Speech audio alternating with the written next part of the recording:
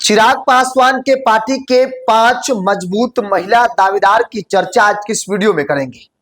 5 महिला मजबूत दावेदार जिनकी न सिर्फ दावेदारी मजबूत है बल्कि उनके नाम की चर्चा पार्टी के अंदर भी खूब हो रही है। आगे बातचीत करेंगे, लेकिन उससे पहले नमस्कार, द बिहारी टॉप देख रहे हैं। मैं हुआ आपके साथ बिरजू सिंह। देखिए, द इंडिया टॉप पर हम आपको बिहार और देश की राजनीति से जुड़ा हर एक अपडेट आप तक पहुंचाते हैं। द बिहारी टॉप पर 2025 विधानसभा चुनाव, अलग अलग सीटों का समीकरण, मजबूत दावेदार, पार्टी के अंदर किन नामों की चर्चा और इन तमाम चीजों को लेकर बातचीत करते हैं।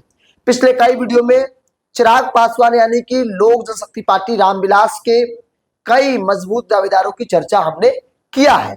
इस वीडियो में सिर्फ 5 मजबूत महिला दावेदारों की, हालांकि महिलाओं की लंबी लाइन है, लेकिन इस वीडियो में 5, फिर अगले वीडियो में 5-5 करके बातचीत करेंगे।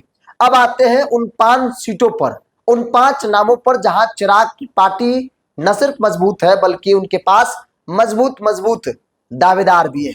देखिए, चिराग पासवान को एनडीए के अंदर जितनी भी सीटें मिलेगी, 5, 10, 15, 20, 25, 30, उन सीटों में सबसे पहला सीट अगर कोई मिलेगा तो वो नाम बेगूसराय का मटिहानी सीट है।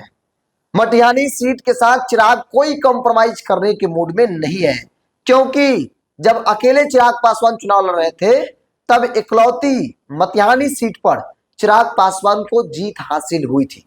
हालांकि राजकुमार सिंह जो चिराग के पार्टी के सिंबल पर चुनाव जीते और फिर वो भाग गए जनता दल यू नीतीश कुमार की पार्टी में। चिराग के अंदर इस बात का दुख है, इस बात का खुन्नस है कि भाई मेरे सिंबल पर जीते और भाग गए, तो ऐसे में वो सीट तो किसी भी हाल में छोड़ेंगे नहीं, उस सीट को लेंगे ही लेंगे, क्योंकि मेरे पास कई मजबूत दावेदार भी हैं। यहां पर कई नामों की चर्चा है। क्योंकि राजकुमार सिंह को टिकट नहीं मिलेगा ये लगभग तय हो चुका है। चिराग दुश्मनी बहुत अच्छे से निभाते हैं, ऐसा कहा जाता है, और राजकुमार सिंह भागकर चिराग से खुली दुश्मनी जो है उन्होंने मोल ले लिया था। इन मटिहानी सीट पर चर्चा इंदिरा देवी की हो रही है। इंदिरा देवी भूमिहार समाज से आती है। भूमिहारों की बड़ी आबादी मटिहानी में है, मतलब भूमिहार सत्ता तय करेगा कि भाई मटिहानी का विधायक कौन होगा। और 2025 की तैयारी में इंदिरा देवी मजबूती से लगी हुई है। इंदिरा देवी कौन है? चिराग पासवान की पार्टी में पंचायती राज प्रकोष्ठ के प्रदेश अध्यक्ष के पद पर है। पूर्व में बेगूसराय जिला परिषद के अध्यक्ष भी रही है।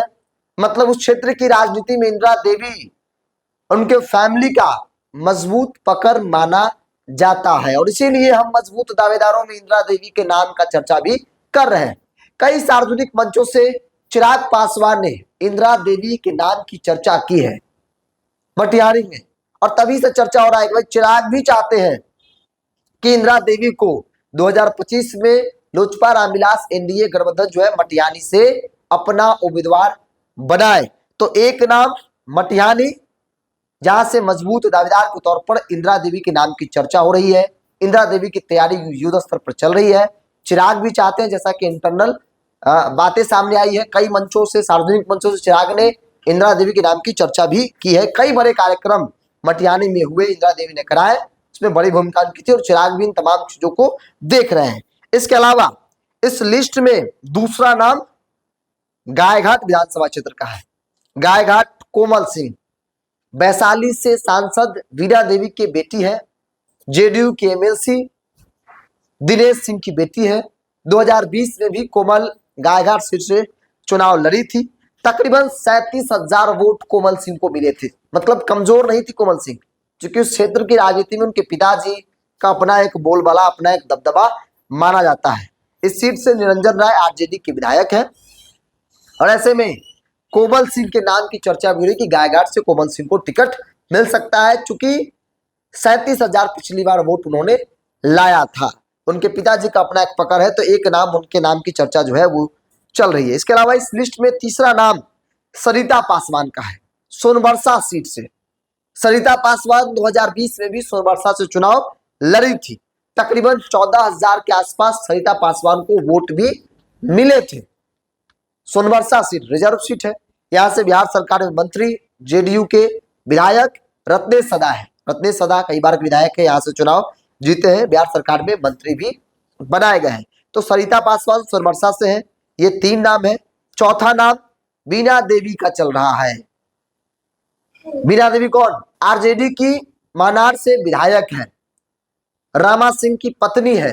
फिलहाल वो आरजेडी विधायक है, लेकिन रामा सिंह लोकसभा चुनाव के वक्त उन्होंने पाला बदल लिया था। वो आरजेडी का साथ छोड़ चुके, आरजेडी ने लोकसभा में उम्मीदवार नहीं बनाया वैशाली से, नाराज होकर वो चिराग पासवान यानी कि घर वापसी उनकी हो गई। तो उनकी पत्नी के नाम की चर्चा है कि भाई वो वहां से चुनाव जो है वो लड़ सकती है, क्योंकि वहां पर उनकी अच्छी पकड़ मानी जाती है, वहां से सिटिंग विधायक है। तो ऐसे में वो चिराग पासवान की पार्टी के सिंबल पर चुनाव जो है वो लड़ सकते हैं, क्योंकि रामा सिंह उस क्षेत्र के दबदबे वाले व्यक्ति कहे जाते हैं, बाहुबली का उनका इमेज है और राजनीतिक तौर पर इसका फायदा भी होता रहा है उनको।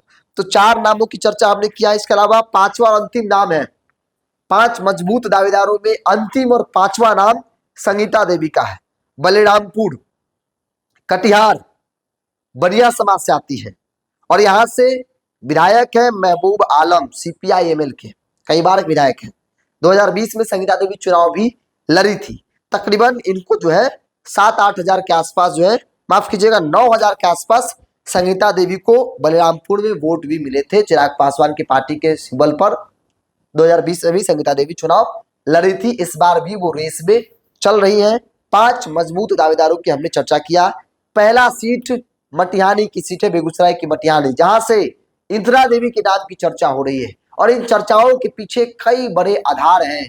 चिराग का सार्वजनिक मंचों से इशारा, सार्वजनिक मंचों से इंदिरा देवी के नाम की चर्चा करना और वहां के क्षेत्र की राजनीति में उनकी मजबूत पकड़, इन तमाम चीजों को जो है वो मजबूत करता है। और इसी आधार पर हम ये कह रहे हैं कि ये 5 मजबूत दावेदार हैं जिन पर चिराग इस बार दाव लगा सकते हैं। अब बहरहाल अब सीटों का बंटवारा होगा, कौन सीट कहाँ जाएगा, ये अब गठबंधन के अंदर आपसी समन्वय के हिसाब से सब कुछ तय होगा कि जो चिराग चाहते हैं वैसा होता है, नहीं होता है तो फिर क्या होता है, सब कुछ भविष्य के कर्म में है। फिलहाल इस पूरी रिपोर्ट में इतना ही। बहुत बहुत धन्यवाद।